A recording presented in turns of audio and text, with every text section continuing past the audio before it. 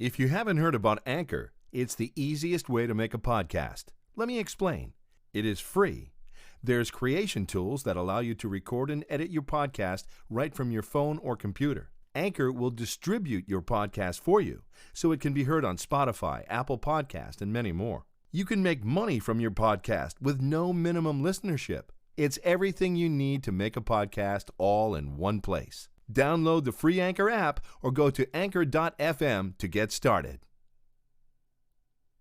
You are now listening to Discover Your Potential with renowned radio talk show host and certified holistic practitioner Cindy Gilman. So listen, participate, be inspired. Know that you can discover your potential. Here she is, Cindy Gilman. Well, hello and a happy Sunday to all of you. This is Cindy Gilman, and you're listening to Discover Your Potential.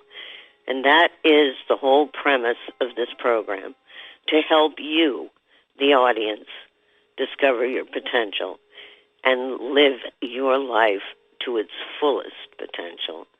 Sometimes the universe throws us a curve. We think we're doing the right thing or in the right work or in a stale relationship or living in some place that we really don't want to live. And something happens and we say, whoops. I just want to bring you up to date on some of the wonderful programs that are coming up in the future. You know, I do this program every other Sunday. And if for some reason you've missed part of the program, or you've missed the program, or you want somebody else to hear the program, they're made into podcasts, and you can go to iHeartRadio podcasts, Pandora, Spotify, and iTunes. So you can always hear it, or you can hear past programs. So I want to tell you about some of the wonderful guests that are coming up. My next program, which is on March 8th, it's also Daylight Savings Time Day, Jill Angelo will be here, and I think you're going to enjoy hearing about her and her journey and her sacred space practice. And on March 22nd, Stephen the Medium. So you can call in anytime here. You can call 888-627-6008 on April 19th. Where am I? April 19th. Gene Beretta, who has been on the program, and his young son, who I spoke to, and his brother, Bill Beretta, called in. Well, little did I know at that moment, Bill Beretta is the voices for several of the Muppets characters. So that's going to be a fun show. I hope he brings all the voices with him. I want to speak to the Swedish chef. So that's April 19th. Don't miss it. And then we have May 3rd, Bill Guggenheim. Bill and Judy Guggenheim wrote a book that I suggest as a spiritual medium. Many people come to me who have gone through loved ones who have passed on and always ask, well, what kinds of signs should I look for to know if they're around or they're watching over me? Bill and Judy Guggenheim wrote a book called Hello from Heaven. And it's not one person's experience. They interviewed over 600 people who had what they call after-death communication. And the book is fantastic, so I can't wait to talk to Bill Guggenheim. And then, of course, a woman with a phenomenal life message, May 17th, Anita Morjani. Anita Morjani first wrote the book Dying to Be Me. She's a woman who had stage 4 cancer. She was in a coma, had a near-death experience, was asked if she wanted to pass on or come back and help people. She said, I want to go back and help people. Awoke from the coma, and all the cancer had healed. She was cancer-free. Now, if that isn't a life lesson of what's possible, I don't know what is. And then my next guest is James von Prague, who is a world-renowned medium. He's out in California. So we've got quite an interesting lineup of people that are going to be on. And my guest has been so patient, and I thank him. We're going to be talking about mask making, and I'm not talking about the Lone Ranger mask. I have seen photographs of this gentleman's work, and they are pieces of art. They're phenomenal. He is a mask creator. It's called Behind the Mask Studio. Eric Bornstein, welcome to Discover Your Potential. Hi, Cindy. Thank you for being so patient. Well, I've been following your storyline here. Okay. I'm glad we've moved on from the sewerage and the winter colds. I'll tell you, I never, ever have seen anything like this in this. I mean, it was horrific. It was pouring out of the bathroom into the hallway. I'm glad we made it to this point beyond that. Yes, it's been a much better day. Thank God. Yeah. So, you are a professional mask maker, but your masks are like sculptured costumes. It's interesting. I sometimes wonder what kind of a person starts making masks in the early 80s in Boston, a place with no industry for this sort of thing. And, without social media, without really knowing what else was there. I mean, I didn't feel like running off to Hollywood. I wasn't even intrigued with going to New York to work on Broadway.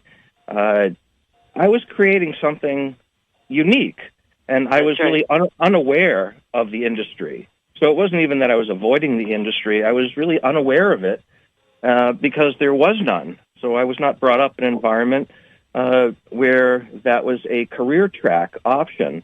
It was just something that I invented, and somehow I followed it along.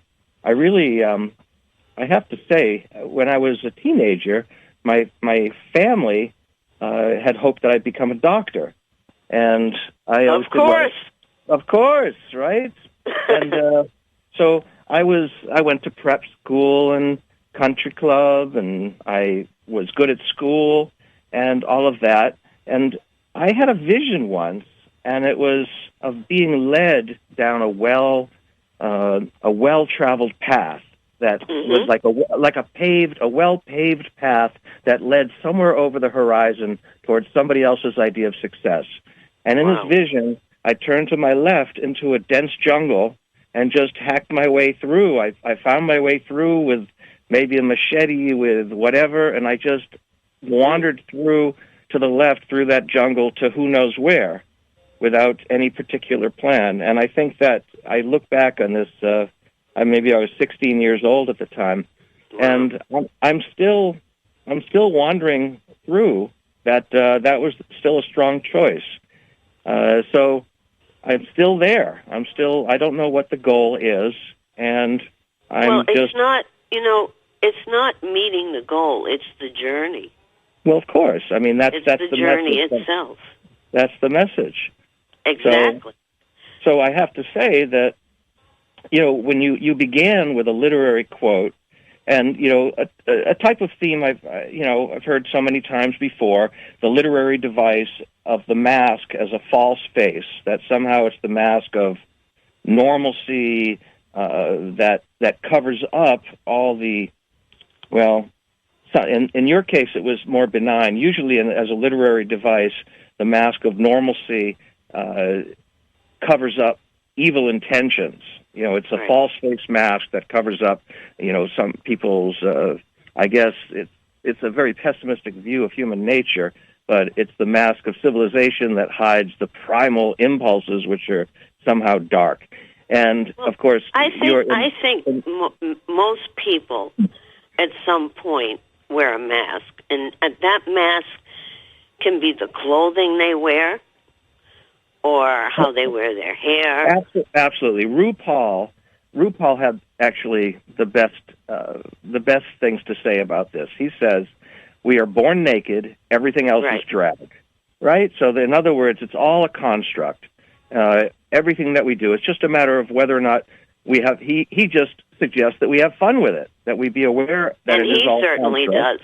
And he is a genius. He's amazing. I don't really follow his show, but I occasionally catch clips of him talking, and what he says is brilliant, and it really relates to a lot of what I do. But to get on with that, so the idea of the social mask, because like you were saying, that's not what I do.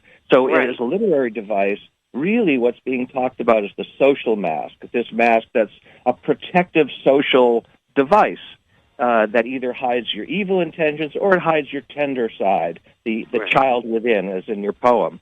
And what I'm dealing with is something very different. I'm dealing with not the false face mask. I'm dealing with the true face mask.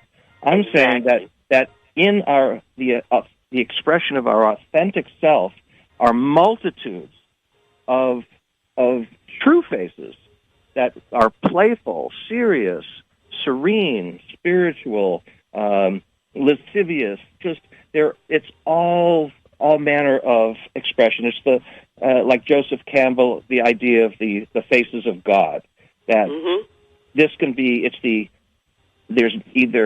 It's a combination of it's no mask at all. There's no word for it, or there's multitudes. There's hundreds of words for it. There's definitely many manifestations of it. And in fact, even in representations of deities, you see, like, say, in Hinduism or Buddhism, you see many different manifestations of a deity represented in physical image. And I find that people, and of course, as you see in the religious practice, the devotional practice, that people can identify with, say, the image of Kuan Yin as this compassionate female figure of all these other characters that embody different elements of existence, of just our existential journey. And so I think that the mask work that I explore is really just to explore the multitudes of true faces, to try to really celebrate authenticity in all of its range, from whimsical to sublime, and they're all okay. And, people will look in my studio where there's hundreds of masks all over with all different faces, smiling, grimacing, animal, human, creatures, all different types, and they'll say, "My God, don't you? If you're ever here late at night, aren't you scared?" And I say, "Why would you be scared?" Certainly not. I said, everything in here was made with love. Everything is made with love. I'm surrounded in love here. You've studied with some very prestigious people. You've won all types of awards. You were awarded the commission of 120 statuettes for the Reggae Gold event in Kingston, Jamaica. You want to talk a little bit about that? Well, let's see. Let me start from the beginning. Yes, when I was trying to really create mask making, starting in about 1980 or so, and I didn't even know how to do paper mache. I graduated with a degree in fine art, but I had never done anything like this. I'd done sculpting and painting and dance and theater, and avid student of folklore. And I remember walking down Newbury Street in Boston and just looking at anything that was made of paper mache, different artifacts and gift items from, say, Mexico. And I'd touch them and tap them and rub them and then go to Utrecht, the art store, and try to, ask around, and I experiment.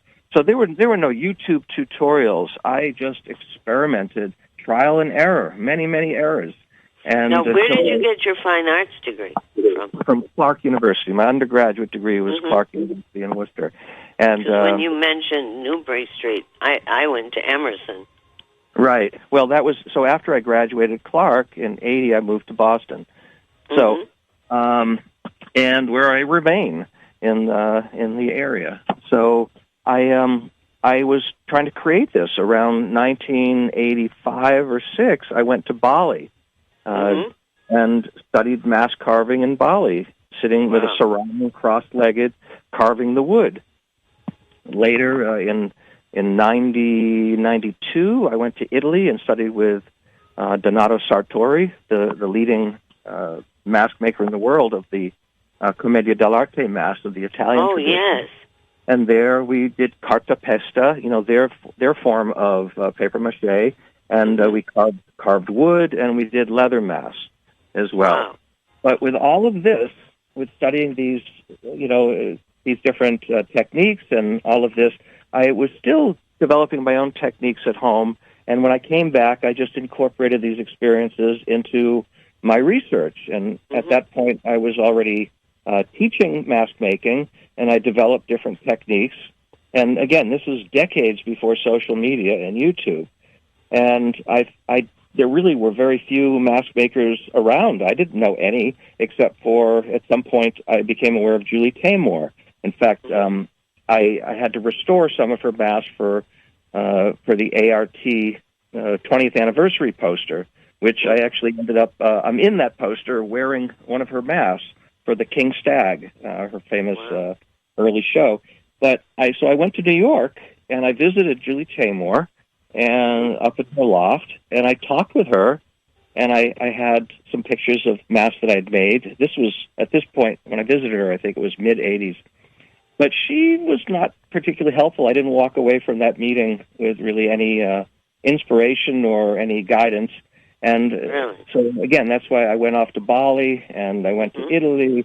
And, again, when I would run into another mask maker, say in the 90s, I remember running into a mask maker, and I was so excited to talk about mask making, and I was so surprised because they wouldn't say anything. They were wearing a mask. Well, yeah, they were afraid. Well, a different kind very of weird. They were afraid because mask makers were working in such isolation. So a lot of folks they were afraid to talk to any other person in their field because they thought that person would steal their secrets. So it was shocking. I was so excited to talk about all of this, and I had been teaching my techniques and sharing my secrets because, you still have to work pretty hard to make things. And so I was surprised that was a little disappointed that was the attitude I encountered. And really, it's so funny. Fast forward, 20 or so years to starting, say, in 2009. When you have all this beautiful skill sharing on Facebook and YouTube, it's just wonderful. There's mask making colleagues of mine that I talk to almost daily, and we'll bounce ideas off of each other or comment on each other's work or share information. It's just delightful, and they're from all around the world. From all around the world. Yeah, right. I always felt that in terms of artists working together, that rather than, I know that artists often have to, they have to deal with a lot of lack of support, but it creates a lot of insecurity for many artists. And my feeling was that rather than fight over one little slice of pie, why don't we get together and make a bigger pie? Right. It just seemed to be a more empowering point of view. The same way the idea of working with true face masks is more empowering than working with false face masks. That to me didn't. That's kind of. It certainly describes a social phenomenon that happens. But as far as a spiritual journey that's evolves into something positive, then pursuing the true face mask makes more sense.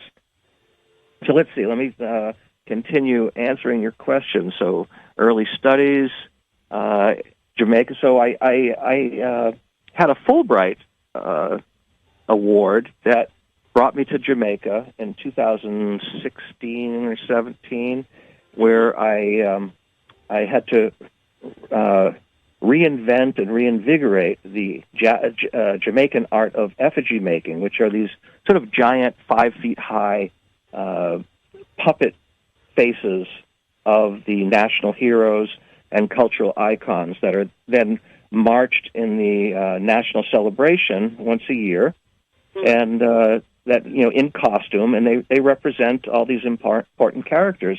And this art had died out on the island. It hadn't really been seen for about 50 years. Wow. So it was a really remarkable dialogue that led me to this project. But then I went in there, and I had really 2 months to work with a largely unskilled Jamaican team to create 10 giant masks, each of which would have taken me 2 months to make. Wow. So we just made a miracle. I had a really magical experience and really connected with all the folks I was working with down there. I was given a beautiful studio, and I don't know, I really connected with the group that I had, and I taught them all of this. But because I was there to do one thing, I could work 12 hours a day, 7 days a week. It was really intense. It was complete immersion. And then I was really insisting, I had to be very charismatic and insistent to get support in there, because there were lots of paper mache, lots of sculpting, lots of work, and to get folks aboard on this, because one of the problems with my art form is, it's like even today I was at a dinner and people ask me what I do, and I say I'm a mask maker, and I mean, I'm used to this. I look in their face when I say this, and they're scanning. Yep, no information retrieved. What does that look like?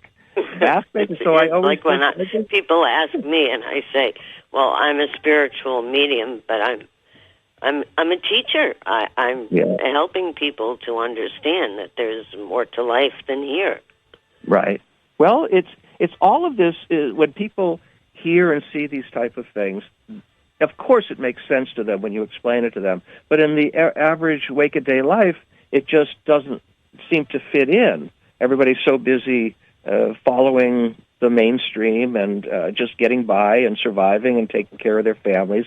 Often they don't have time for all of this. So that's our role. People that do these special tasks, these special missions, really are role models for people to, be aware of these other concerns in life, these other dialogues. We are not just operating on one level, and it's very easy to get caught up living at a mundane level and just surviving, and we're more than that. In yogic philosophy, there are different sheaths of the body: a physical sheath, an emotional sheath, a spiritual sheath, all of this. And the idea of just being able to see through the smoke and mirrors of society, through all the different agendas that are sent out to befuddle us, and to see through that. And we're dealing with a lot of that right now. Yeah, of course. It's become a very interesting, I don't even know what adjective to put on it. It's just, more it's and more. definitely a time of change. It is, and it's time when more and more it's important for people to look through that and try to trust their heart and trust a higher instinct, to see through it and be authentic and just be real, be vulnerable, be authentic, to just try to avoid this constant violence that happens on so many levels. I know. And to just let the healing and just work on healing and inspiration. It's just so much more fun than venting all this violence and expressing it in such toxic ways. So I see people, even when I'm out in public, I see so many people that are so stressed and so uptight, and it's like they're not smiling. Right. And I want to say, it's okay. You can smile. It's okay. Yeah. Well, sometimes and maybe there's something higher going on. There is. They need a way to express it. I'm always talking about, I don't know, I call it like inner feng shui, just a flow of emotion, of ideas, of thoughts, of just keeping an inner dialogue flowing, because there's so much confusing information and data that we're exposed to, and if it just sits there, it stagnates and becomes toxic. And then it affects people's health. It affects everything around. It affects their health and everyone around them, the work they do, the energy they put out into the world. So it has to flow. You have to have a pressure valve release that's a healthy pressure valve release, not letting something sit and fester until it explodes. You need, as artists, I feel that we're very lucky because we're constantly creating art. So a lot of these you have that outlet for your talent, right? Yeah, it's just a normal part of the day to let this flow. It's natural. I want to talk about some of the things that you've done and some things coming up, but we have to take a very short break. So, Eric, hold on. And, Doug, we're going to take a little break, and we'll come right back. My guest today is Eric Bornstein, who's not only an incredible artistic and talented mask maker, I would say he's not only a student of spirituality, but there's a little bit of a philosopher in him, too. We'll be right back. Cindy Gilman is a certified holistic and Reiki and energy practitioner, as well as a spiritual medium. As a spiritual medium and empath, she conducts individual personal consults either by phone or in her office. All sessions are professional and confidential. For a phone consultation or in-office appointment, go to www.cindygilman.com or call 401-885-4115. And we are back. And you're listening to Discover Your Potential. I'm Cindy Gilman. My guest today is the very extraordinarily talented Eric Bornstein, who I don't even know how to describe you, because you've been so philosophical in this phone conversation, but your business is actually called Behind the Mask Studio, correct? Right. I want to talk a little bit about some of the things that you've done. I've got some information here, and some of it seems very intriguing, and some of it seems kind of tongue-in-cheek. Babes and Boinkland, the slut cracker, a burlesque. Of course, that's a Davis Square tradition. If you're in the city, you're aware of the neo-burlesque scene. So there's a lot of very courageous, primarily women and men. There's actually boylesque as well, but primarily women who are, and it's not the old style burlesque. This is neo-burlesque. This is very creative, empowering, and in any event, there's several different groups, and I'm friendly with several of them, including the Slaughterhouse Society I've done the most work with, and they do a lot of horror burlesque and other things. I did Revenge of the Robot Battle Nuns, and the Spider Cult, the musical, a burlesque of Dracula, and a number of others. But there's another, the largest event, a burlesque event, is called the Slutcracker. It's kind of a send-up of the Nutcracker, done in a really fun, whimsical burlesque style that's very racy and funny and creative. And it was just such a hit. I think now it's been going on for about 10 years or so.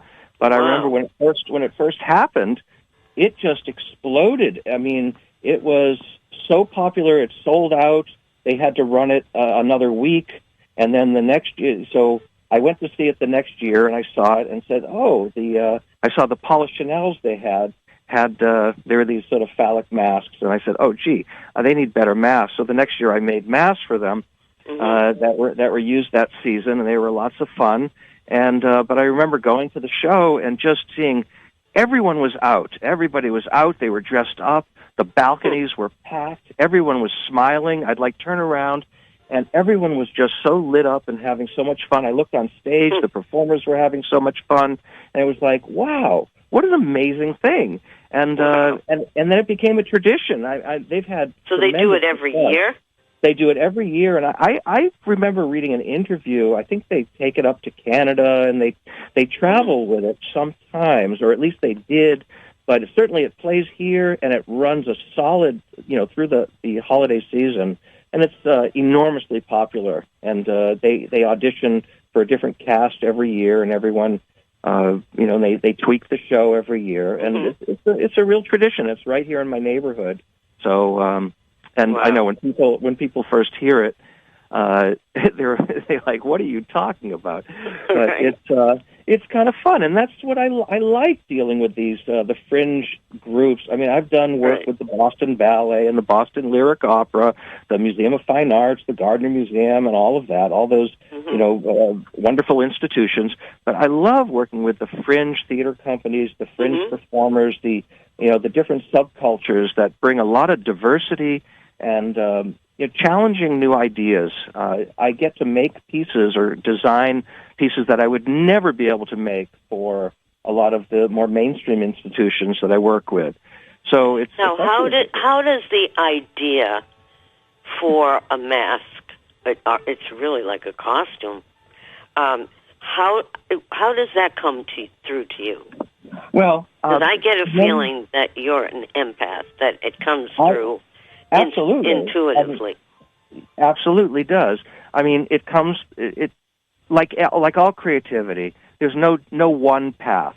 I mean, I remember for one show, I remember taking the script, working with the director, and I took the script, and late at night, I drew a hot bubble bath, and I sat in the bubble bath with candles lit, and I read the script and opened my mind, and I visualized all of the masks that I then designed drew the next day, and went on to create. I mean, that makes a nice story, but is it all like that? No, I just designed 12 pieces for Pinocchio, which I'll talk about in a moment. It's opening up next weekend, and I remember with that, I actually in December I had hernia surgery, and that night I was still on the narcotics, and I just went into my studio and I just thought about the characters, and I made some little sketches, and then the next day I started the sculptures, and I just worked on them every day, and in fact I was still taking the narcotics for a week. Oh dear! And but I just went into the studio and put myself into a frame of mind where I just sat at my table and I sculpted. But you almost put yourself in a meditative state. Absolutely. So that and open your mind to the ideas that are there to come through. Absolutely. I just try to get out of the way. I just try to get out of the way of the expression of the characters and pay attention. It's like how do you develop a relationship? You listen. If you really listen to somebody, that's the only way that you really come to some understanding. So is there an older man in spirit, either from your family that had some artistic or creative ability, or am I picking up on a teacher of yours who passed on, who's watching over you? I wish. I always wondered about that. I always asked about that in my internal dialogues. I came from a family with no artists. My aunt my mother's sister did some calligraphy and a little bit of art, but really I'm the only one in my family lineage that took up art. Like I said, I was a gentleman, and it may even have been one of your teachers over the years. Yeah. I hope they make themselves known to me. I've certainly asked if there's anybody out there. Whoever it is just flickered my light, so somebody's there. So maybe they're fooling with electrical equipment at your place? Have you had some light bulbs go out, or No. any electronic equipment, a computer or something go down? No, everything is just same. All right, well, I've just asked him to send you some sort of physical... have you found any dimes or pennies? No. Sometimes they'll do that. Well, Okay. Be aware, because there's so many ways. I mean, you may just feel something or get goosebumps or get a chill, and you know that someone in spirit is there. And this is definitely an older gentleman. Okay. I will, I'll keep my mind open to that. You know what? He's speaking another language other than English. Well, I wonder if it was one of your teachers overseas. maybe if he's speaking Italian, Master Sartori has passed on. So bingo. It could be, it could be him. It is him. What was his first name? Donato. What was it? Donato. D-O-N. Donato? Donato. Ooh, do you know what he just said to me? What? He said, "Don't you call me by my first name." Woo! Here I am trying to make this contact with him to tell him to send you a definite physical. Oh, he says sometimes the ideas that you do get, like even in your dreams, he's sending some ideas. Well, you can't ask for a better person to send your ideas. He said, "Call me Signor Sartori." Signor Sartori. And we just repeated it. Okay. That's him. He's keeping an eye on you. Well, that's good to know. Oh, he loves the Pinocchio puppet. Wonderful. He said he likes the way you made the nose. Yep. Well, I made in this one. It's being played. The name of the show is called Pinocchio: A Commedia Adventure, and it's done in a commedia dell'arte style, the traditional Italian theatrical style. And the woman who's playing Pinocchio is a commedia specialist, Chiara Durazzini, and she's really quite amazing. And I made a custom Pinocchio / Arlecchino mask for her, and it is just remarkable. The way that it comes to life with her. When I watch the rehearsals, it's just remarkable. Let me just give you the information about the show before we run out of time. Please, so we can pass it on to people. Where is it going to be? So Pinocchio, A Commedia Adventure, is going to be February 29th and March 1st. So on Saturday, it'll be 2 shows at 10 a.m. and at 3 p.m., and on March 1st, the Sunday, it'll be at 3 p.m. This is at Union Church in Waban, near Newton.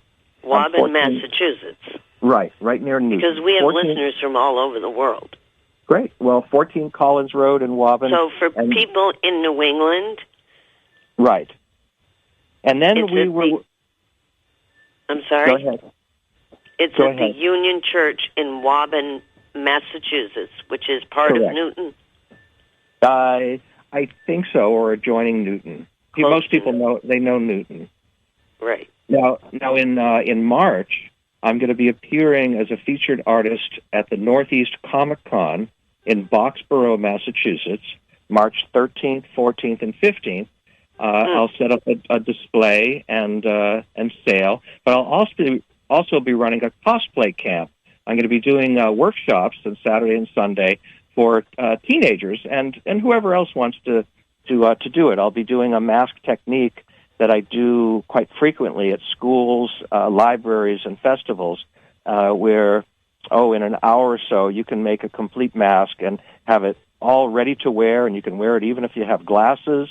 No paint or glue, and you get something really whimsical and now, wonderful. Where is that going to be? Boxborough, Mass. So it's close to me, about 30 minutes from me. I'm in Somerville, Mass, right. And so it's about 30-minute drive for me. Now, where where in Moxborough is it going to be held? It's at the Boxborough Regency Hotel. Mm-hmm. So there's we kind of take over the hotel. And so, give us the dates again. So Northeast Comic Con, March 13th, 14th, and 15th. Comic Con. Isn't that? All right, I'm going to sound. There's different Comic Cons. There's Comic Cons in Boston and in California, all over the country. But is that for comic book figures or? Well, it's a wide variety. It's a pop culture extravaganza. So you'll see some of the famous artists who draw Spider-Man and other heroes, both the classic ones and the contemporary characters. You'll see, and lots of different characters. Gigi Edgley from Farscape will be there this time, and she's been a frequent guest. Philo Barnhart, the guy who drew the Disney's Little Mermaid. So all those Little Mermaid characters.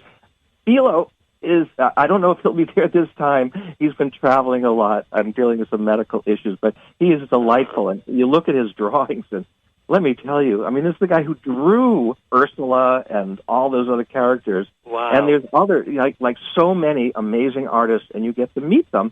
And other personalities. You used to have, of course, what's his name? The original Batman. He was there for many, many years. A good friend of Gary, the promoters, and he passed on a few years ago. But he was there regularly. So many wonderful characters from the TV shows that you loved or movies that you loved. Voiceover actors. Just so many folks. There's even a medium who's there. Really? I'm trying to remember her name, but she's very popular, and I've been set up next to her before, and she's kind of delightful. So many folks, and there's something for everybody. Now, has she ever picked up on your mentor, your teacher? No, Sartori? we never really talked about me. We just chat. But I never get into any of that with her. Wow. So, but in any event, those are two public events going on. I do a lot of school programs, and we have some shows that we've been taking around for the last 20 years or so, and it's lots of fun. It gets me around. And then I'm working on some new commissions. I'm making a new set of Nutcracker masks for a major American ballet company. And so as soon as I start that, I'll be sort of showing it on my Facebook. And then some other characters, someone else for cosplay, and for those of your listeners who don't know what cosplay is, it's a major subculture now of fans who like to dress up as their favorite characters. And so it often, could be video game characters, could be anime characters, comic book characters, movie characters, etc. But the art, there's a lot of do-it-yourself culture here, where folks making their armor and their masks and this and that. But very often, folks will commission me to make really fine masks. So one mask that I'll be working on this summer that'll be premiered at Dragon Con down in Atlanta, Georgia in August. Oh, wow. There'll be Splinter, who is the teacher from Teenage Ninja Mutant Turtles. Ah. Right? So the rat who was their teacher, so his name is Splinter. So I'll be making a Splinter mask at some point in the summer, and then these Nutcracker masks, there'll be, I think, 10 of them, 10 different pieces, and based on the Morris Sendak illustrations, so like a multi-headed Mouse King, and it'll be very exciting. I've made Nutcracker masks before, but this will be an original set, and that's a big job. And then there's some other pieces that I'll be working on as well, private commissions. People have new companies, and they have an avatar to advertise their company. Musicians will often call me to make performance masks for them. Recently, I made masks for a local rapper. How can people reach you? Through your Facebook page? Yeah, Facebook page is great, or you can find me. My website is behindthemask.org, O-R-G, that has links to everything, to my Facebook, to all those other sites. Do you have an email that you want to give out? Yes, absolutely. My email is easy to remember. It's Behind the Mask, all one word, 1, the number 1, at gmail.com. Behind the Mask 1 at gmail.com. And just put something in the subject line so that I know it's a legit inquiry. And I always get back to everybody. So I love chatting with people about Mass. I love doing consultations. I love having guests in the studio. And yes, you can take photographs. And we've got to get a field trip from down here to go up and see your studio. Absolutely. I mean, that would... Oh, what about the giant Brother Blue puppet and Butterflies of Love? Well, Brother Blue was a major figure in the storytelling community for about 40 years. He died in 2008, and we were friends all from the 80s on.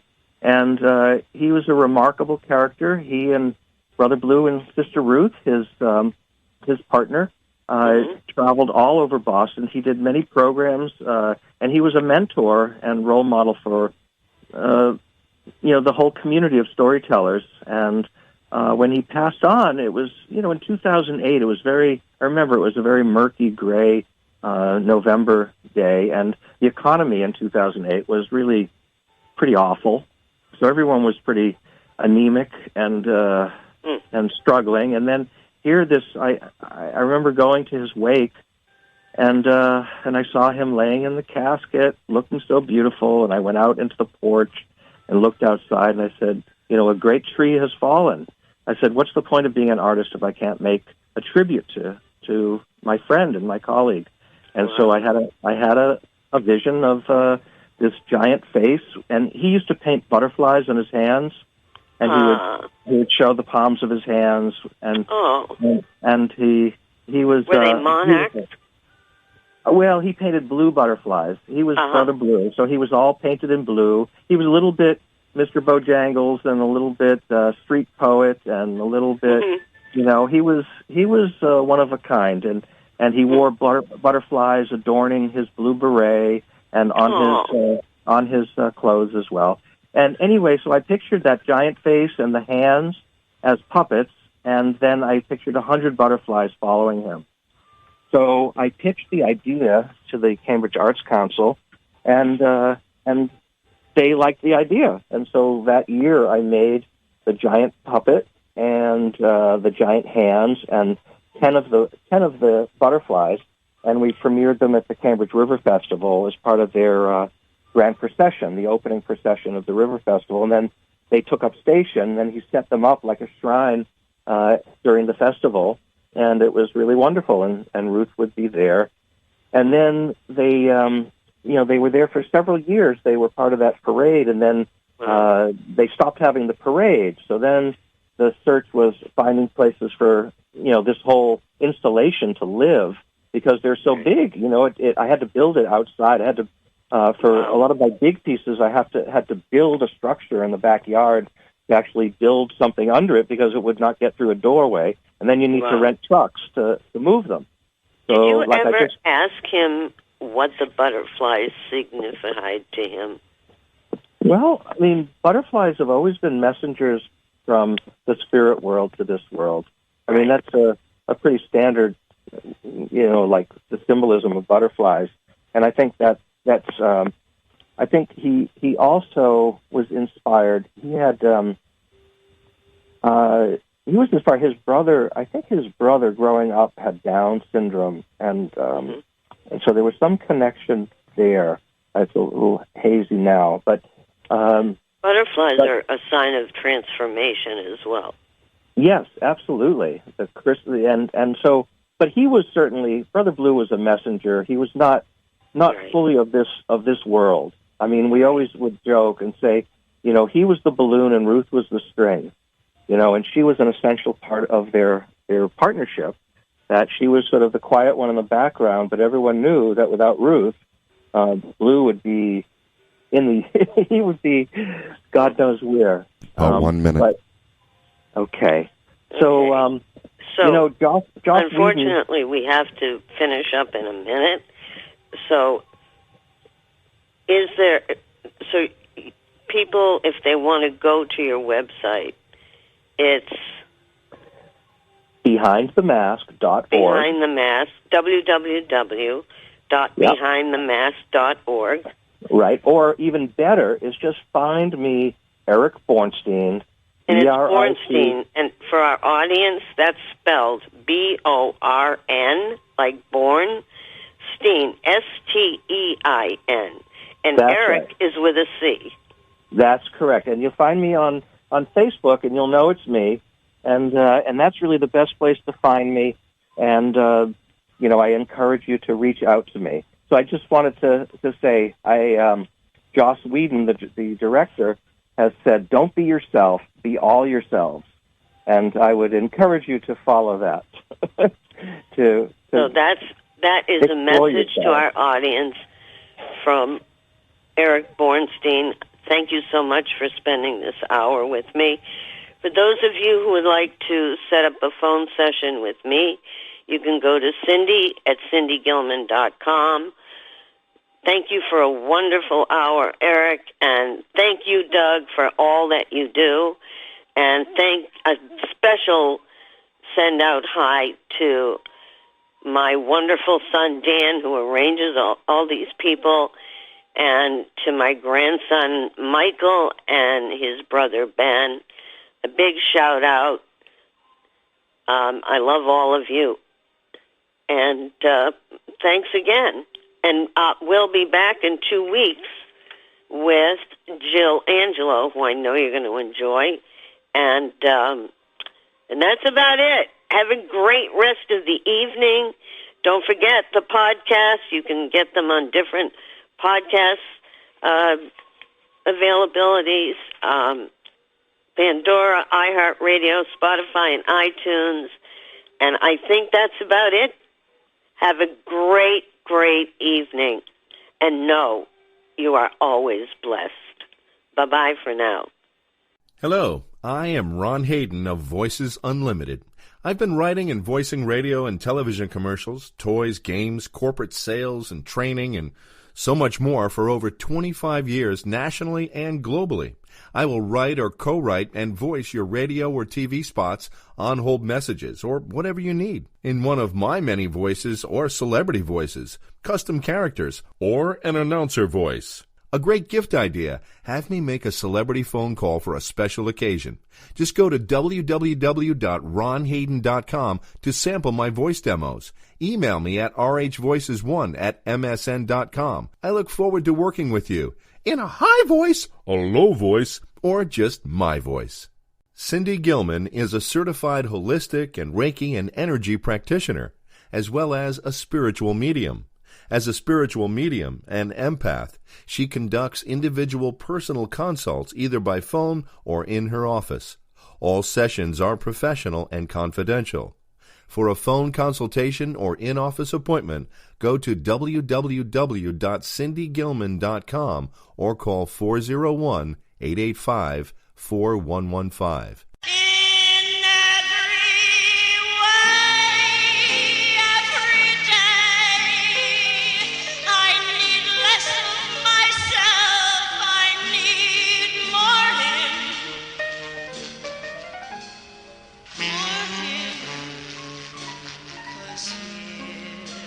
The